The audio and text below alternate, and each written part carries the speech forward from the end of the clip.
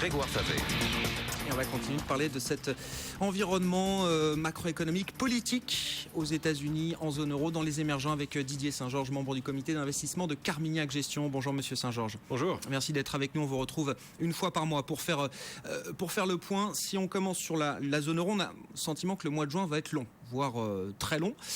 Est-ce que vous avez quand même le sentiment que la réponse qui est en train de se préparer, on a plusieurs éléments qui commencent à fuiter, donc sur une union bancaire, on a le sentiment que là, il y a peut-être un saut qualitatif qui est sur le point d'être fait. Est-ce que cette réponse qui pourrait être apportée serait de nature différente des réponses précédentes et serait peut-être plus nourrissante pour les marchés, les investisseurs? J'ai un petit peu de mal à être optimiste sur le sujet et j'entendais l'interlocuteur précédent. Je souhaite vraiment bonne chance à ceux qui essaient de faire du trading à court terme sur les marchés en ce moment. Je pense que c'est pas bon pour l'estomac. J'ai l'impression que l'analyse reste à peu près la même et on arrive, quand on fait cette analyse, à la conclusion que le 27 ou 28 juin, il est assez improbable que d'un seul coup tous les problèmes soient résolus.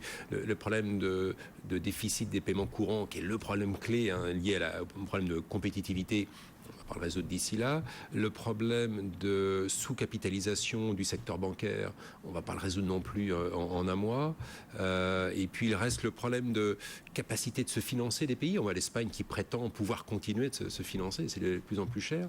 Alors ça, c'est tout un ajustement fiscal de réduction des dépenses publiques, et ça, même chose, ça va prendre beaucoup de temps. Donc notre analyse, vous le savez, on en a parlé plusieurs fois depuis le début de l'année, c'est d'espérer, en tout cas quand on est européen, que les pouvoirs publics comme la Banque Centrale Européenne, éventuellement quelques pays comme l'Allemagne, arrivent à donner suffisamment de temps aux pays pour faire leurs ajustements, de telle manière que ces pays soient encouragés à le faire. Et donc on peut espérer que fin juin, de nouveau, un petit peu de temps sera donné pour ces pays à ce qu'ils fassent leurs ajustements. Ça sera loin d'être une solution globale.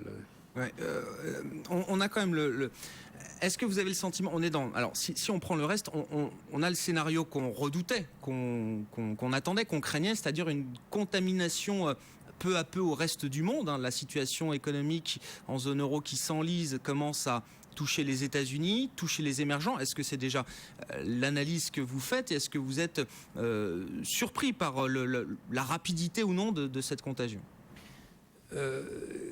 Présenter les choses sous la forme d'une contagion, je ne suis pas sûr que ça capture toute la réalité. Les chiffres mauvais des États-Unis qu'on a eu à la fin de la semaine dernière, c'est pas tant une contagion qu'un ralentissement du consommateur américain.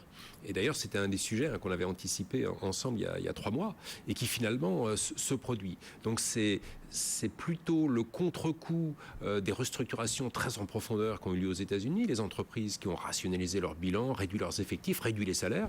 Et donc forcément, la conclusion, c'est que le revenu disponible aux États-Unis ne croît plus et donc la consommation commence à baisser.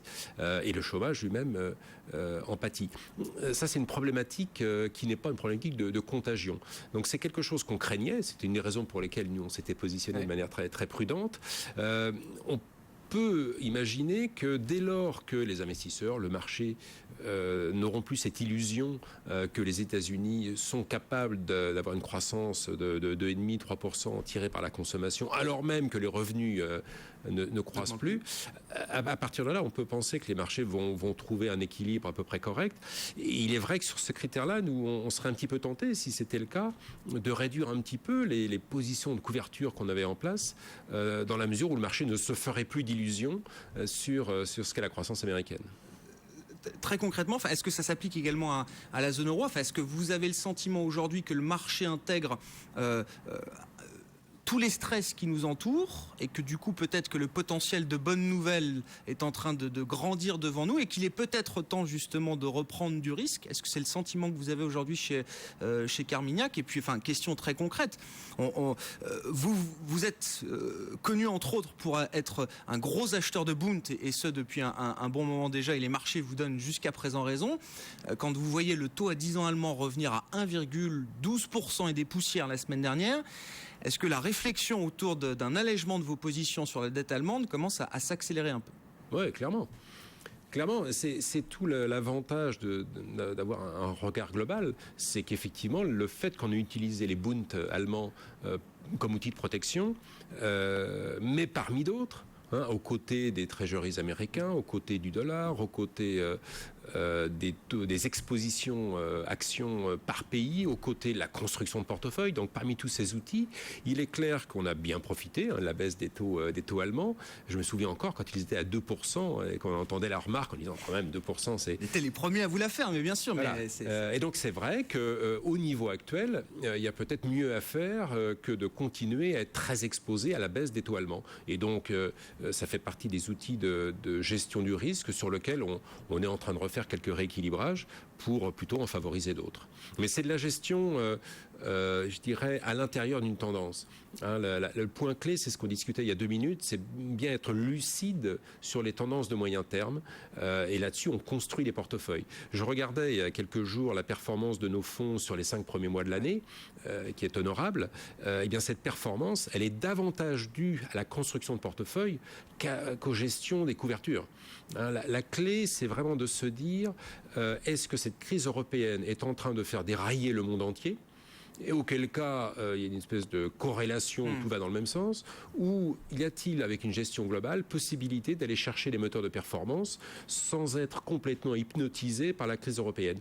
Et pour l'instant, c'est notre sentiment. C'est notre sentiment, c'est-à-dire qu'il y a toujours la possibilité de générer de la performance en se couvrant des risques de marché de manière relativement tactique, mais en continuant de manière stratégique à être positionné sur la consommation en Chine, sur les exportations technologiques aux États-Unis, etc. Ce ne sont pas les couvertures qui font la performance. Ça y contribue peut-être à hauteur du tiers depuis le début de l'année, pas plus. La construction du portefeuille, c'est ça sur le moyen terme qui fait la clé. Et probablement l'un des risques pour certains investisseurs aujourd'hui, c'est véritablement de raccourcir complètement leur horizon de réflexion et d'axer leur stratégie d'investissement sur une hypothèse de la réunion de fin juin. Et je pense que ça, c'est une approche assez dangereuse. Juste un mot peut-être aussi au passage sur le 10 ans français. Alors, vous avez aussi, c'était presque une forme de coup marketing, mais il y avait eu dans une plaquette de Carmignac, voilà, fonds sans OAT, OAT free. Comme il y a les produits sugar free, il y avait les fonds OAT free de Carmignac. Est-ce que, au vu du rallye qu'on a connu sur la dette française, peut-être encore plus important que le rallye qu'on a eu sur la dette allemande ces dernières semaines, comment est-ce que vous expliquez la divergence d'appréciation entre votre point de vue chez Carmignac et celui du marché aujourd'hui ? Non, on n'a jamais fait un coup de marketing sur quoi que ce soit. On a simplement, en toute transparence... Signalé. Oui, mais c'est vraiment que ça. Si on nous a posé la question, est-ce que vous êtes investi dans des émissions obligataires d'État européennes autres qu'allemandes, la réponse était non, tout simplement. Et la réponse aujourd'hui continue d'être non, c'est-à-dire que autant, comme on l'a dit il y a quelques secondes, il nous semble qu'effectivement la position sur les Bund allemands aujourd'hui commence à être très chère et difficile à se justifier autant que par le passé. Pour autant, il y a mieux à faire dans une gestion globale qu'à être rémunéré de 0,5% sur 10 ans sur des OAT françaises. Donc c'est pas une défiance du tout, c'est simplement que sur une gestion globale, le rapport risque-performance n'est pas particulièrement attrayant sur les OAT. C'est simplement ça. Mais vous avez été surpris par le mouvement de marché sur l'OAT. C'est quoi ? C'est un épiphénomène, une parenthèse, ou est-ce qu'il y a quelque chose de fondamental selon vous ? Non, on n'a pas une vision négative sur les OAT, donc qu'il y ait un rebond de court terme, grand bien lui fasse. On a simplement, de notre avis, des opportunités d'investissement qui sont plus lisibles. Ce que vous citez, c'est l'illustration exacte de ce que je citais avant, à savoir avoir tendance à être très impressionné, essayer de trouver une justification à un mouvement de marché, alors que vous êtes sur des phénomènes avec peu de liquidité, des marchés qui sont des transferts de liquidité, et donc dont on explique beaucoup les mouvements, non pas par les fondamentaux économiques, mais par des sentiments de marché. On n'a pas trop envie de se laisser brouiller par ce genre de signaux et plutôt rester sur des visions moyen terme. Un mot peut-être des banques centrales pour finir. Alors on a parlé de la Banque centrale européenne. Rapidement, on connaît la position de Carmignac là aussi sur la politique à mener en zone euro. On aura la réunion de mercredi. On aura le discours de Ben Bernanke. Là aussi, est-ce que vous avez le sentiment que les banques centrales vont être obligées, contraintes à nouveau, de reprendre la barre? Est-ce que vous attendez des actions coordonnées là, de banque centrale? Est-ce que ça fait partie de vos hypothèses, ou est-ce que c'est d'abord le politique pur qui agira?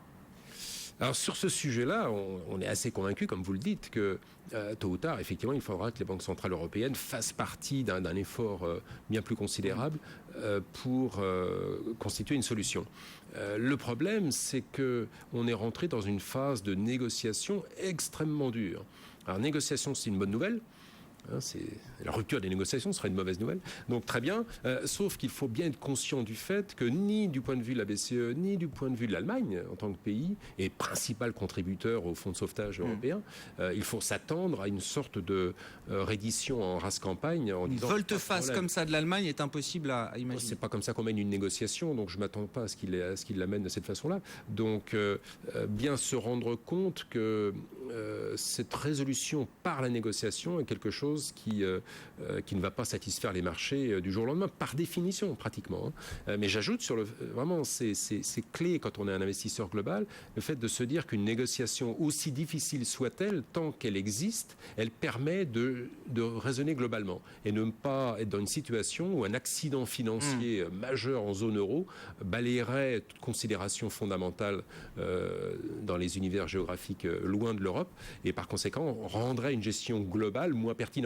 Tant que la négociation existe, fût-elle pénible, difficile pour les nerfs, elle permet de continuer de gérer globalement et donc de générer une performance raisonnable. Merci beaucoup Didier Saint-Georges d'avoir été avec nous, membre du comité d'investissement de Carmignac Gestion sur BFM Business. Bientôt 16h, les marchés qui rebondissent mais qui réduisent quand même très nettement leurs gains. On voit le CAC 40 qui a divisé ses gains par 2, plus 0,7%, et le DAX à Francfort qui cède 1% cet après-midi.